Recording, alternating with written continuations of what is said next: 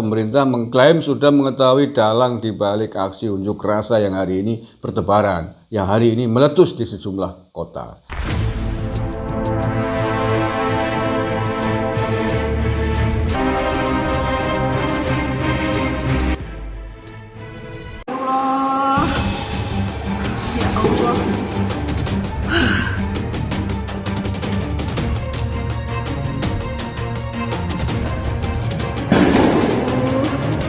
Astagfirullahaladzim.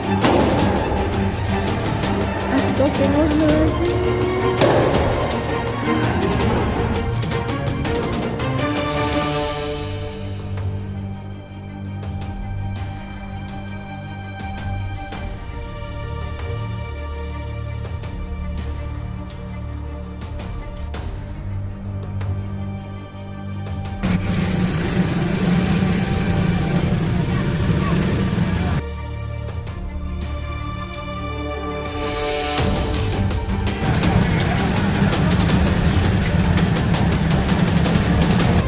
Assalamualaikum warahmatullahi wabarakatuh.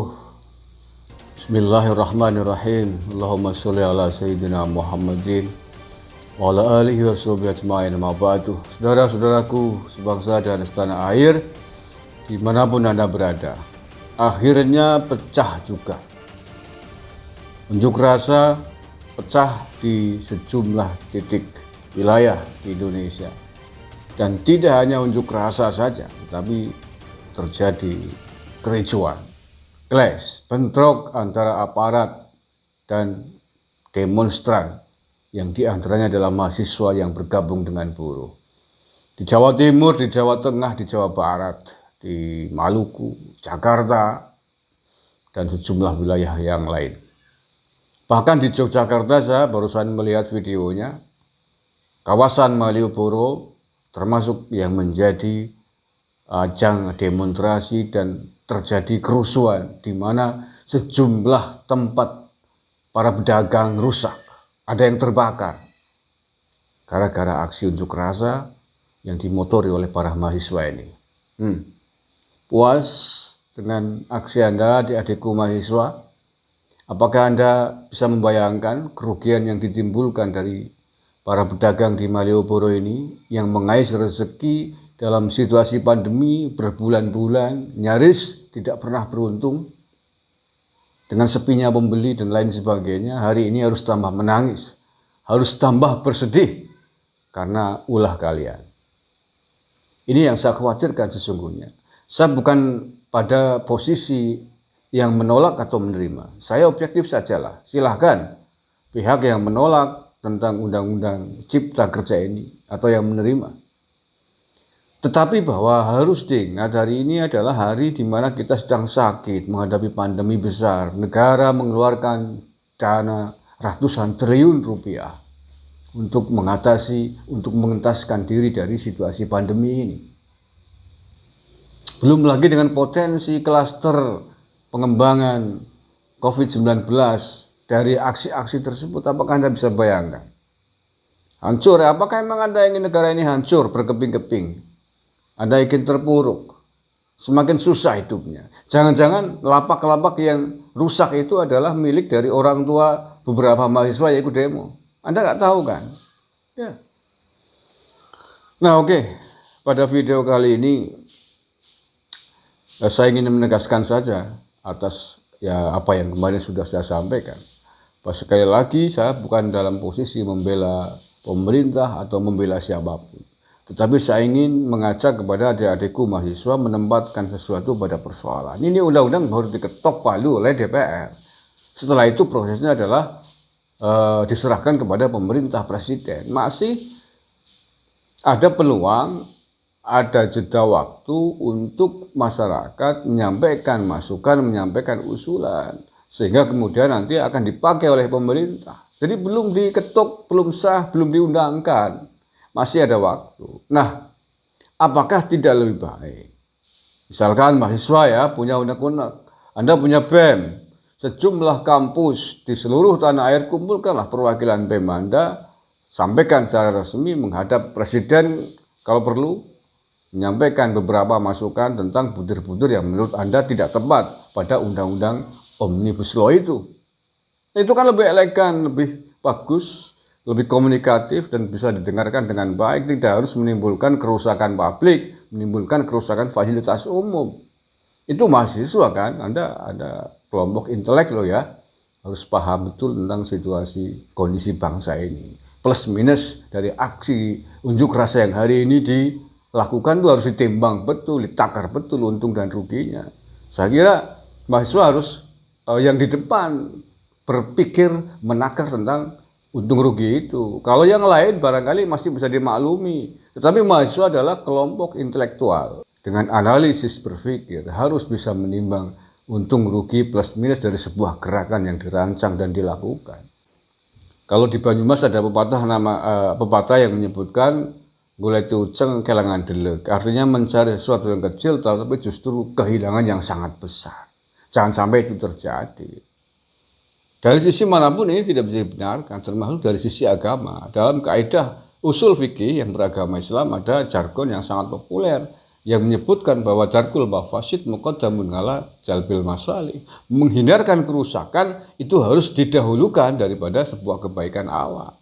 Nah, itu mestinya juga harus menjadi pertimbangan. Kira-kira kalau unjuk rasa besar-besaran begini mengepung ibu kota, mengepung pusat-pusat pemerintahan, kalau kemudian terjadi chaos, kerusuhan, ditumpangi kemudian ada pihak lain yang numpangi, kerusuhan terjadi lebih besar, kerugian lebih besar, tujuan Anda tidak tercapai tapi justru kerusakan baru muncul.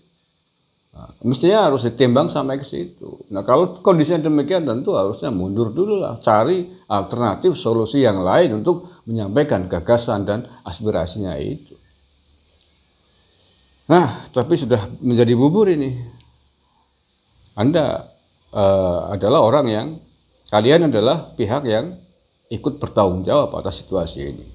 Dan jangan salahkan aparat kepolisian kalau kemudian bertindak tegas kepada kalian. Yang lebih fatal lagi adalah hari ini. Situasi hari ini itu jauh berbeda dengan situasi yang lain. Ini situasi tidak normal. Situasi di mana kita masih menghadapi pandemi. Nah, tapi ada kabar bagus nih. Ada kabar baik di mana pemerintah mengklaim sudah mengetahui dalang di balik aksi unjuk rasa yang hari ini bertebaran. Yang hari ini meletus di sejumlah kota. Saya bacakan ini berita lengkapnya. Ini saya baca berita yang dilansir oleh fifa.co.id pada hari ini, Kamis tanggal 8 Oktober 2020. Saya bacakan ya. Judulnya Menko Airlangga, pemerintah tahu dalang demo Omnibus Law. Nah, alhamdulillah mudah-mudahan segera dapat tangkap dalang dari unjuk rasa yang sangat destruktif ini. Menteri Koordinator Bidang Perekonomian Airlangga Hartarto mengklaim bahwa pemerintah mengetahui dalang yang menggerakkan demonstrasi memprotes Undang-Undang Cipta Kerja. Sebagaimana diketahui, demonstrasi yang terjadi di berbagai wilayah saat ini terhadap Undang-Undang Omnibus Law sabu jagat tersebut dilakukan mulai dari kalangan siswa, mahasiswa hingga buruh. Sebetulnya pemerintah tahu siapa behind demo itu. Jadi kita tahu siapa yang menggerakkan, kita tahu siapa sponsornya, kita tahu siapa yang membiayainya, kata Airlangga secara virtual pada hari Kamis 8 Oktober 2020 sebagaimana dilansir oleh fifa.co.id. Oke. Nah, ini berita bagus nih, mudah-mudahan segera ditangkap saja nih pelakunya. Dalang dari aksi ini. Dalang yang sangat tidak bertanggung jawab, dalang yang tidak berperi kemanusiaan. Tidak berperi kemanusiaan, menggerakkan massa. Ada pelajar, ada mahasiswa untuk kepentingannya sendiri di tengah pandemi ini. Ini menurut saya tidak bisa dimaklumi lah, bangetan. Oke, saya lanjutkan. Airlangga menekankan pemerintah tidak akan berhenti memperjuangkan keberadaan undang-undang tersebut karena berbagai alasan mendesak. Dia tegas mengatakan tidak akan diam hanya untuk mendengar demonstrasi. Jadi pemerintah tidak bisa berdiam hanya untuk mendengarkan mereka yang menggerakkan demo dan jumlah federasi yang mendukung Undang-Undang Cipta Kerja ada 4 federasi buruh besar. Tegas mantan Menteri Perindustrian itu. Airlangga beralasan itu disebabkan 7 fraksi di DPR RI yang telah setuju mengesahkan Undang-Undang Cipta Kerja. Sudah mempresentasikan rakyat Indonesia sebab mereka adalah wakil rakyat. Ya, faktanya begitu kok. Di sisi lain, 30 juta masyarakat Indonesia saat ini sangat membutuhkan lapangan pekerjaan. Terlebih kondisi pandemi COVID-19 telah membuat lapangan kerja semakin sempit karena aktivitas ekonomi berhenti.